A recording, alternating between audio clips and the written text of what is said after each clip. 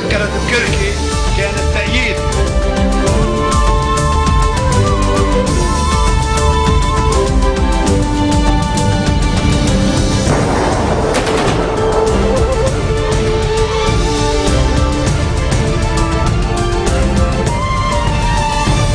Nouvelle édition de la rédaction, merci d'être au rendez-vous de l'info. Voici les titres de ce journal.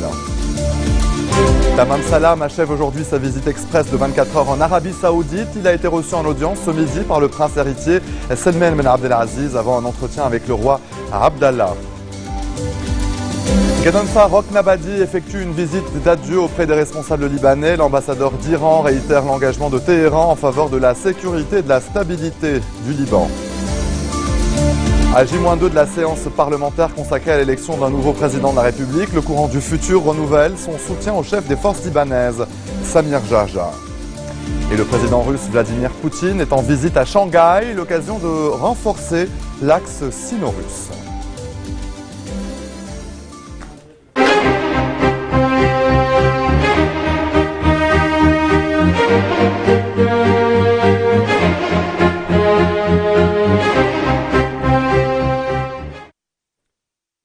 Je vous le disais, Tamam Salam achève aujourd'hui sa visite express de 24 heures en Arabie Saoudite. Il a été reçu en audience ce midi par le prince héritier Salman Ben Abdelaziz avant un entretien avec le roi Abdallah.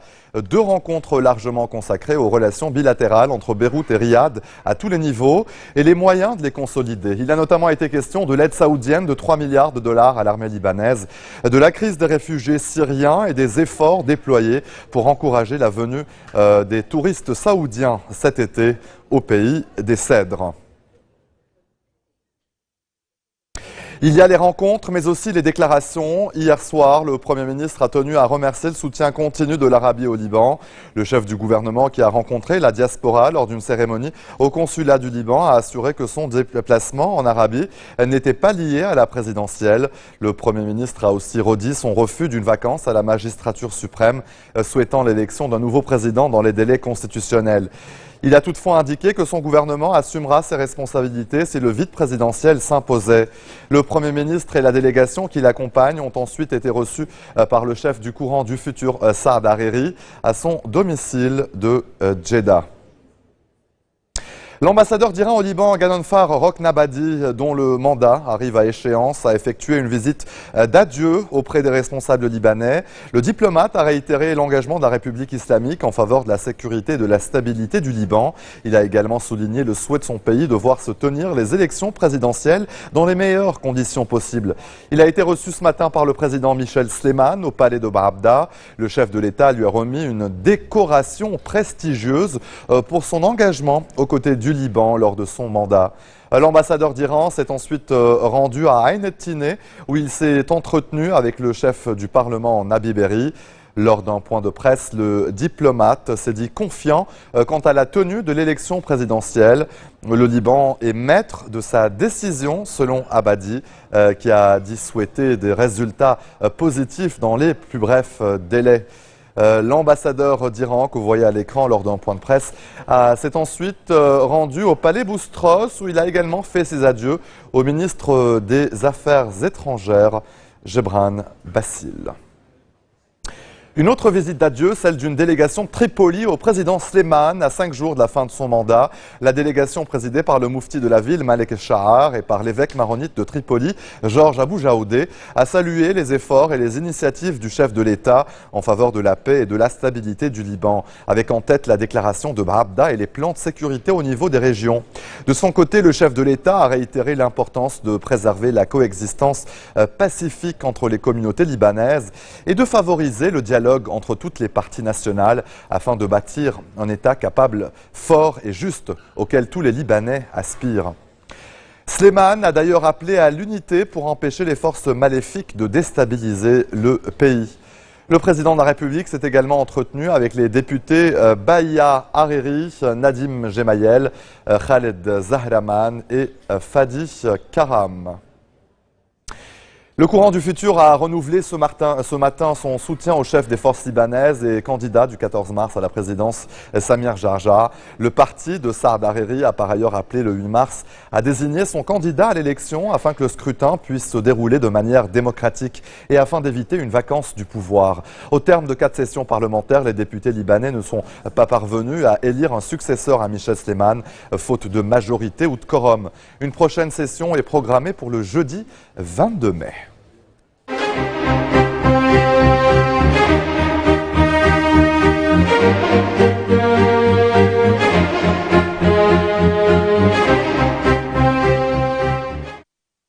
En Syrie, les rebelles ont accusé ce mardi les forces fidèles au président Bachar el-Assad d'avoir de nouveau largué une bombe au chlore sur Kfar Zeta, un village tenu par l'opposition dans la province centrale de Hama. Un adolescent de 14 ans aurait été tué. Il s'agirait, selon les insurgés, de la 6e attaque au chlore en 2 mois dans cette localité située à quelques 200 km au nord de Damas. Le gouvernement nie avoir recours au chlore ou à d'autres armes chimiques et rejette la responsabilité de ces attaques sur la rébellion. Par ailleurs, au moins 10 personnes ont été tuées par des roquettes tirées depuis des hélicoptères du régime sur la ville d'Azaz, dans le nord de la Syrie, c'est près de la frontière turque. La Russie opposera son veto à un projet de résolution au Conseil de sécurité de l'ONU visant à déférer la Syrie devant la Cour pénale internationale avec d'éventuelles inculpations pour crimes de guerre et crimes contre l'humanité. C'est ce que rapporte ce mardi l'agence de presse Interfax qui cite le vice-ministre des Affaires étrangères Gennady Gatilov. Le 12 mai, la France a fait circuler parmi les membres du Conseil de sécurité un texte allant dans ce sens. Moscou, avec le soutien de la Chine, a déjà bloqué 3 résolutions qui visent à condamner le gouvernement syrien. Restez des nôtres au retour de la pause, la Libye au bord de la guerre civile.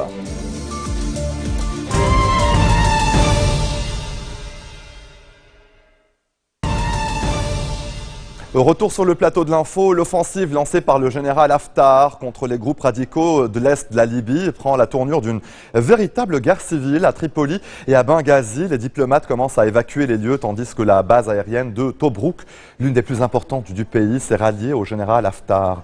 Le gouvernement libyen propose de suspendre le Parlement controversé pour sortir de la crise qui oppose islamistes et libéraux depuis plusieurs jours. Allez, en bref, dans le reste de l'actualité, un accident de train s'est produit en Russie. Un train de passagers est entré en collision avec un convoi de marchandises près de Narofemysk au sud-ouest de Moscou. Un premier bilan fait état d'au moins 5 morts et 15 blessés. Le train de passagers était à destination de la Moldavie. La cause de l'accident n'a pas encore été déterminée. En Thaïlande, les militaires ont déclaré la loi martiale sur l'ensemble du pays. Après 6 mois de crise politique et de manifestations, le chef de l'armée a insisté sur le fait qu'il ne s'agissait pas d'un coup d'État et que le gouvernement civil restait en place. Le chef de l'armée thaïlandaise a par ailleurs décrété la censure des médias, une décision encore justifiée au nom de la sécurité nationale. 10 chaînes de télévision ont été privées d'antenne.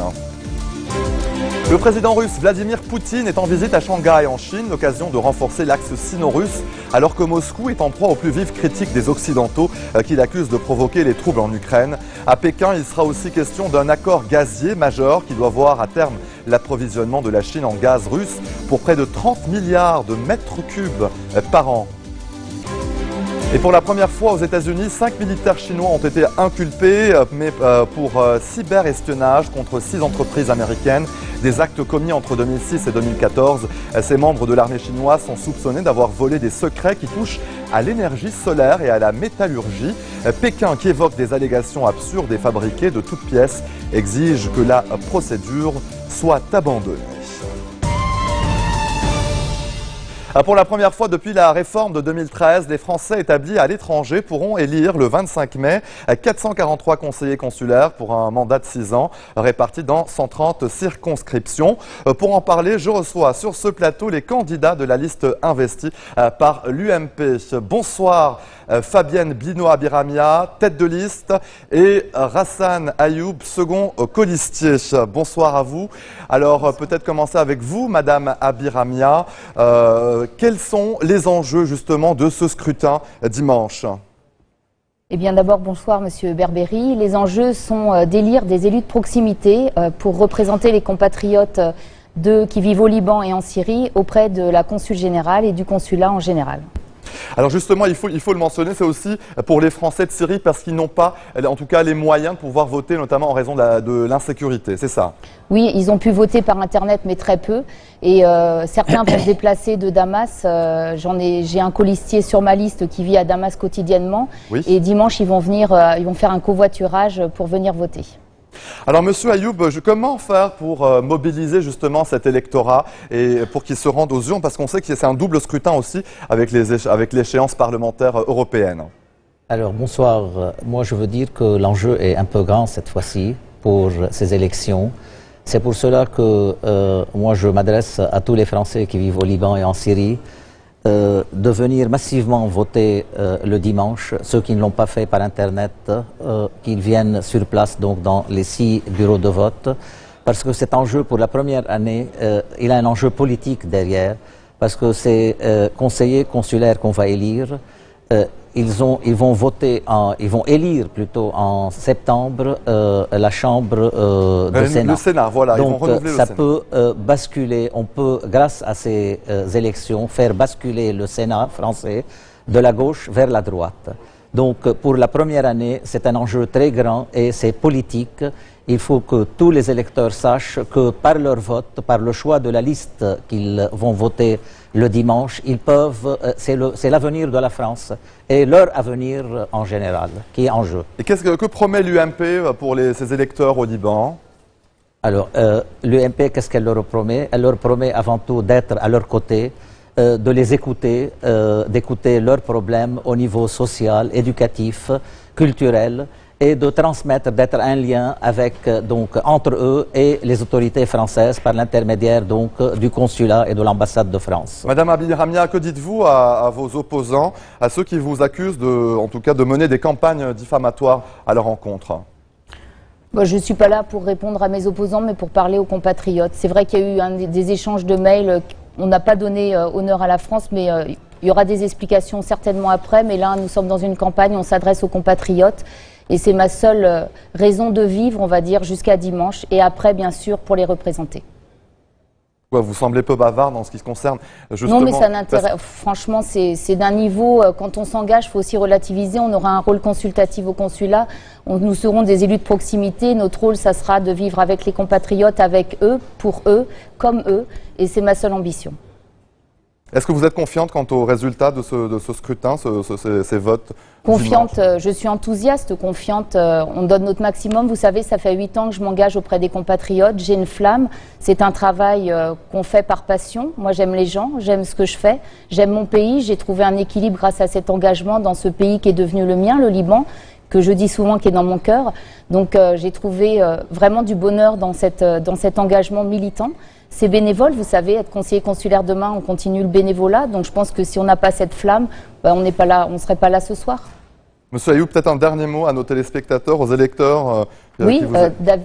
Ah. Oui, allez-y. Pardon, je te coupe. Non, mais allez-y. Dire qu'on est très honoré de recevoir David Douillet demain, qui vient, ancien ministre des Français de l'étranger du sport, député des Yvelines qui arrive demain pour soutenir la liste UMP. On a un grand meeting jeudi soir à 19 h à l'hôtel Alexandre avec lui. Et puis, je suis heureuse parce que David Douillet vient aussi avec l'amitié de Jacques et Bernadette Chirac. Et puis moi, c'est grâce à Jacques Chirac que je me suis engagée en politique. C'est mon... je suis fan de Jacques Chirac. Alors malheureusement, il ne peut plus se déplacer. Et puis je l'ai un petit peu au Liban demain grâce à David Douillet. Monsieur Ayoub? Alors, moi, après ce qu'elle a dit, Fabienne, j'ai peu de choses à ajouter, sauf de vous dire que notre liste, elle représente les Libanais, toutes les composantes du tissu libanais. Donc, si vous lisez les 11 colistiers qui sont sur cette liste, ils sont originaires de toutes les régions, de toutes les confessions et, pour dire encore, de tous les partis, parce que, tant qu'on parle de politique, il faut dire les choses telles qu'elles sont. Oui. Tous les partis politiques libanais sont représentés sur notre liste. Rendez-vous donc aux urnes ce dimanche à l'étranger. Ce dimanche 25 mai. Merci beaucoup, en tout cas, à vous, Madame Fabienne Bino-Abiramia et Rassan Ayoub, d'être venus sur notre plateau. Vous représentez donc la liste investie par l'UMP au Liban. C'est ainsi que se referme cette édition. Voici tout de suite le rappel des titres qui ont marqué l'actualité de cette journée. Tamam Salam achève aujourd'hui sa visite express de 24 heures en Arabie Saoudite. Il a été reçu en audience ce midi par le prince héritier Salman Ben Abdelaziz avant un entretien avec le roi Abdallah. Ghaddafi Roknabadi effectue une visite d'adieu auprès des responsables libanais. L'ambassadeur d'Iran réitère l'engagement de Téhéran en faveur de la sécurité et de la stabilité au pays des Cèdres. À J-2 de la séance parlementaire consacrée à l'élection d'un nouveau président de la République, le courant du futur renouvelle son soutien au chef des forces libanaises, Samir Jarjar. Et le président russe Vladimir Poutine est en visite à Shanghai, l'occasion de renforcer l'axe sino-russe. Merci de votre attention, excellente suite de programmes sur notre antenne et à demain.